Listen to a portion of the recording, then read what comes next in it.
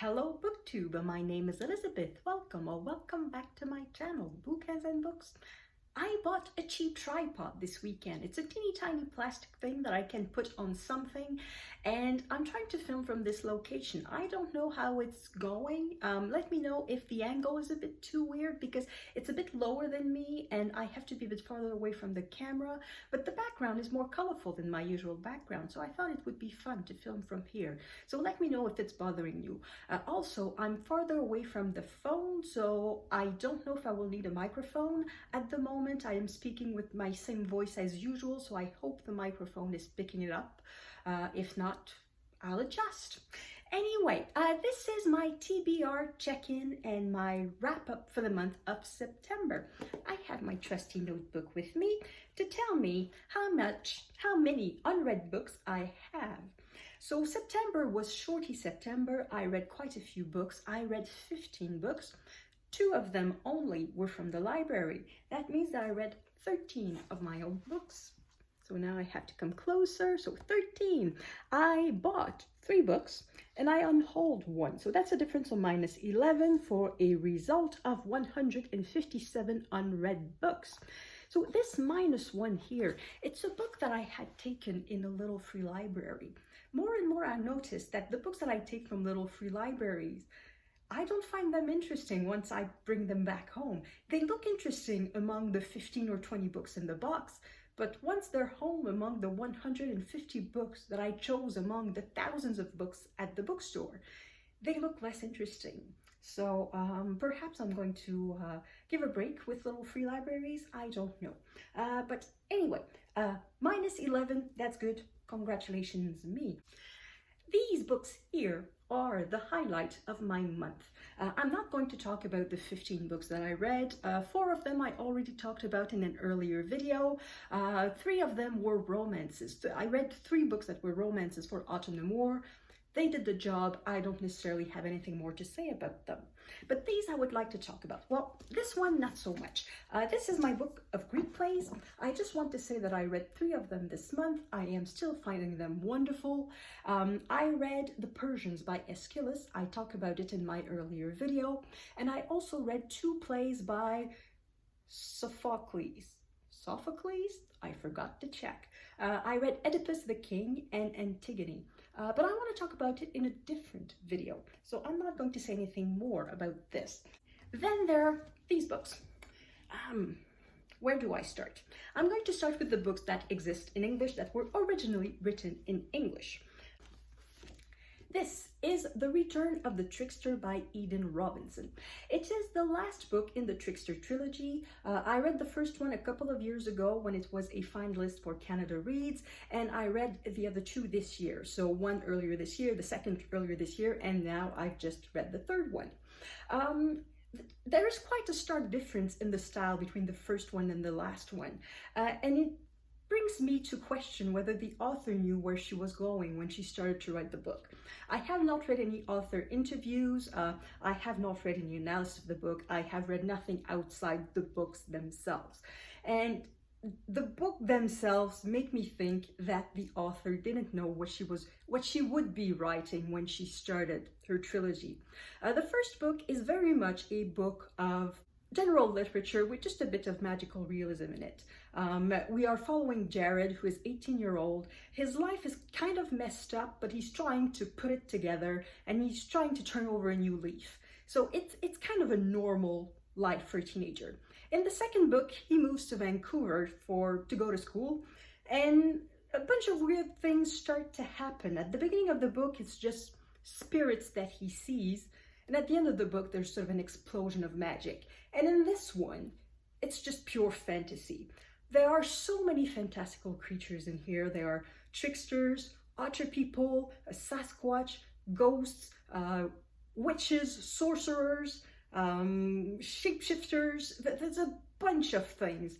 And the entire book is about that. It's not about anything else, not anymore about Jared trying to make his life normal. It's just about him surviving all the magical stuff happening around him. So it's a really fun ride. However, I have to say I did not completely understand the magical system behind the book, But it doesn't matter, it was just really a whole lot of fun, and if you like that sort of book, I recommend it. Next, I read To the Lighthouse by Virginia Woolf. At about this time last year, there was a tag going around, the Mooks and the Gripes bucket list tag. It was created by Sean the Book Maniac, and we had to list 10 books that we wanted to read before we kicked the bucket. And instead of listing books, I decided to read authors, women authors I had never read and that I wanted to read for the first time. And among them, there was Virginia Woolf. So I read this. It was my very first Virginia Woolf. And I understand why some people are falling in love with her style immediately. You read 2 sentences and then you can recognize her style among anything. It's very recognizable. It's a very strong voice. It's a very powerful voice. However, there was something that didn't quite click with me. There was a sentence that sort of became a pebble in my shoe. It is at chapter 7. Here, the very first 2 sentences of chapter 7. It's about a child who is 6-year-old who hates his father. So it starts, but his son hated him. He hated him for coming up to them, for stopping and looking down on them. He hated him for interrupting them.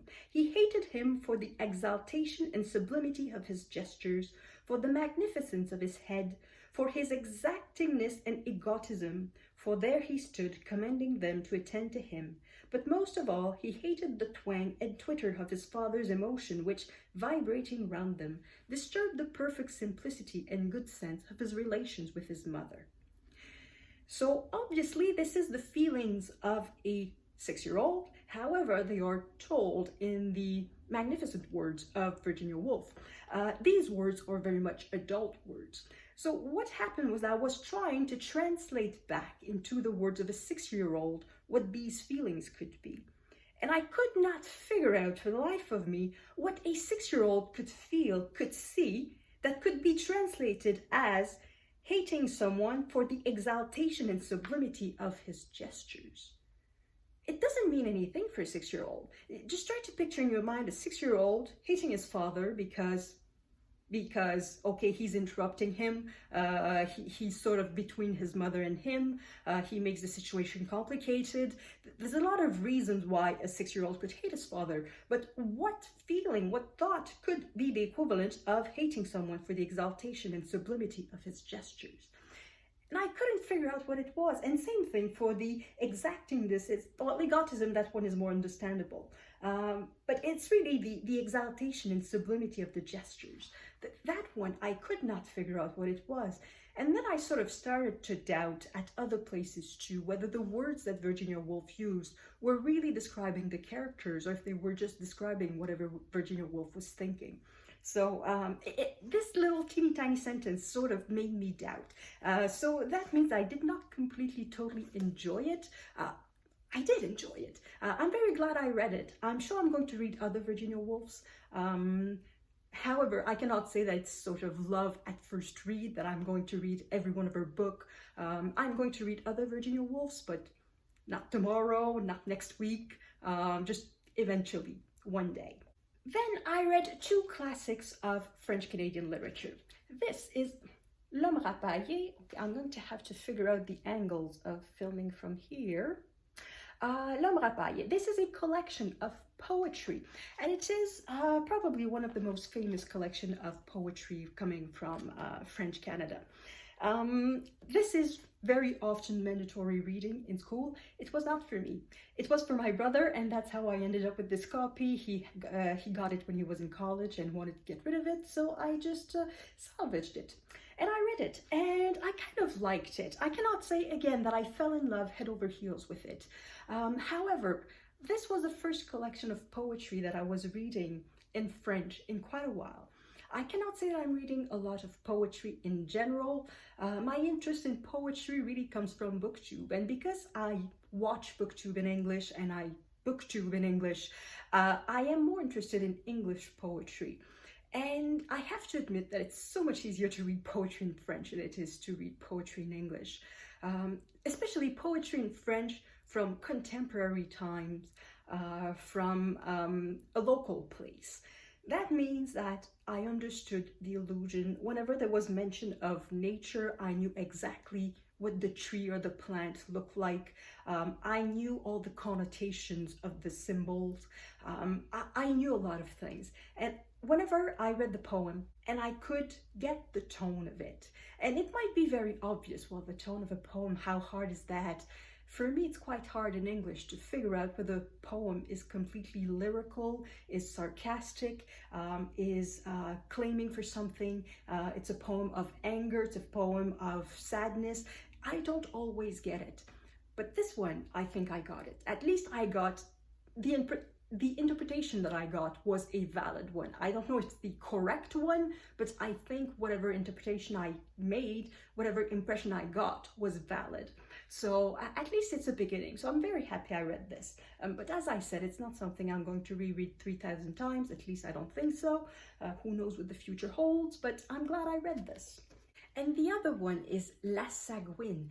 This is a play. If I show you the inside, it won't look like a play. It's because it's a one-woman play, and it is basically a series of monologues for that character.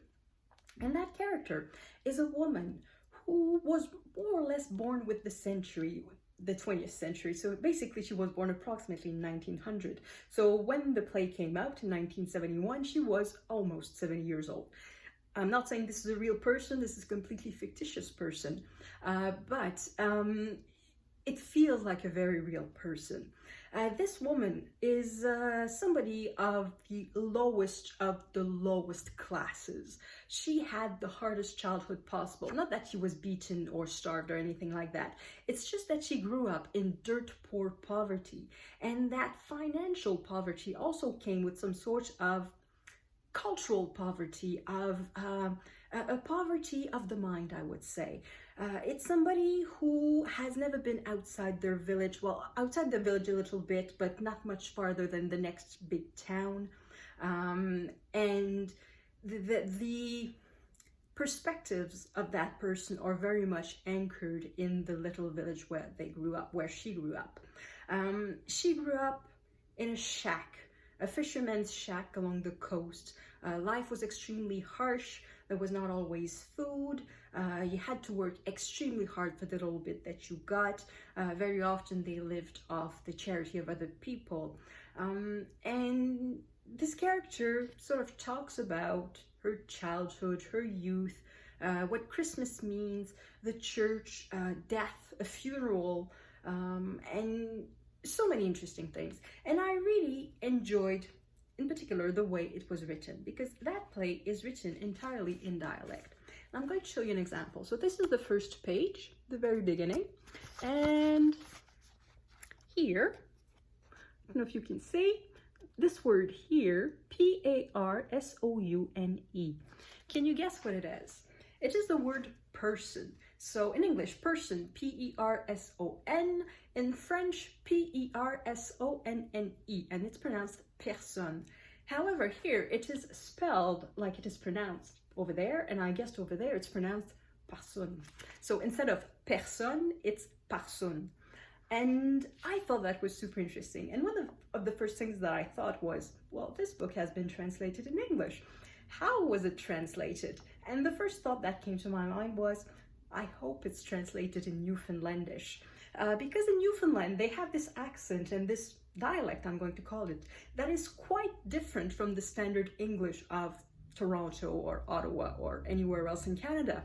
And I think the distance between this Newfoundlandish dialect and standard English, and the distance between this French dialect in this book and standard French of Montreal or even Paris is about the same. So I thought that would be an interesting option, but I don't know. I haven't read it in English. I don't know what the translator did, because there's definitely a choice to be made. Do you translate it in a very specific dialect? So for example, choosing the Newfoundlandish dialect, or do you create a new dialect sort of to show, just to try to imitate the equivalency of the French that is there? So for example, do you translate the word person as parson, just to try to imitate the accent here? Do you translate in standard English and sort of find other ways of showing that the person, that the character here is not of the same social class as regular English speakers? I don't know. There's a lot of possibilities, but for a translator, it must be something very interesting. And the last book that I want to talk about is a book that is not translated in English. I'm going to leave the original Swedish title in the description box in case you would be interested. And in case you read in more than one languages and that you would read in Swedish or in Dutch because it's translated in Dutch or in some other language in which it is translated. So the title, if you translate word for word, would be Never Wipe Tears Without Gloves, and it is by Jonas Gardell. And this is set in Sweden in the 1980s in the gay community. And that means it is set during the AIDS crisis.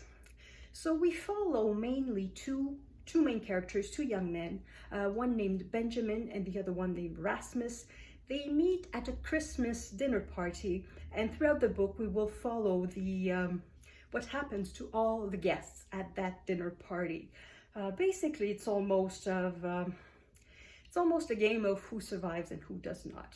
Because we know from the very beginning that Rasmus is going to die. That is how we meet him. He is on his dying days. He is dying of AIDS, and we know that. And quite soon in the book also we are led to believe that he gets AIDS quite quickly. So Rasmus is a young man who comes from a village on the border with Norway. So a very, very small place, and though he was adored by his parents, at school he was bullied endlessly. His life was hell. So as soon as he could, he left the village and he went to Stockholm. And his objective in Stockholm was very much to explore his sexuality. He wanted to find other gay men and he wanted to explore his possibilities. And that is how we are led to understand that his lifestyle contributed to him getting AIDS quite quickly. His boyfriend, Benjamin, on the opposite, he is from Stockholm. However, he is a bit outside the city because he grows up in a family of Jehovah's Witnesses. And that means that it's a very regimented lifestyle. They have cult 3 times a week. They have family activities. They are going outside to try to recruit people. And it's a very, very regimented and very strict lifestyle. So when he finds out that he's gay, he knows very well that it's not compatible with his faith and that a choice will need to be made. So these are the 2 main characters, but as I said, we follow also the other young men because I think all of them were under 30 years old at that dinner, Christmas dinner of 1982. And what I appreciated particularly about this book is that it brought to my attention something that somehow I had never grasped. Because the AIDS crisis, what is in a way extraordinary about it is how quickly it was forgotten.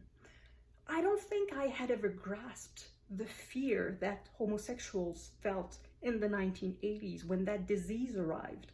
How much it meant that your life suddenly was sort of a game of Russian roulette. You had dinner with friends and you wouldn't know who would be alive or dead in a year. And also, I don't think I ever realized the discrimination that these men were subjected to.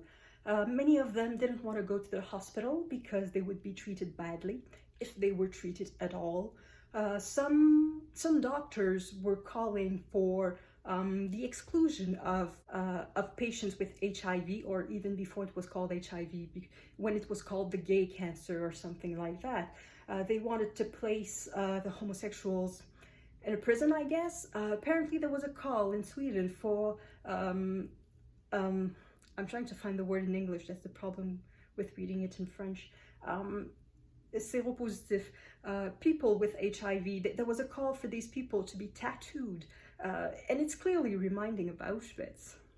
And all of this, in a way, is something that people from my generation never had to face. And I say my generation, but I'm not enormously younger than the young men in this book.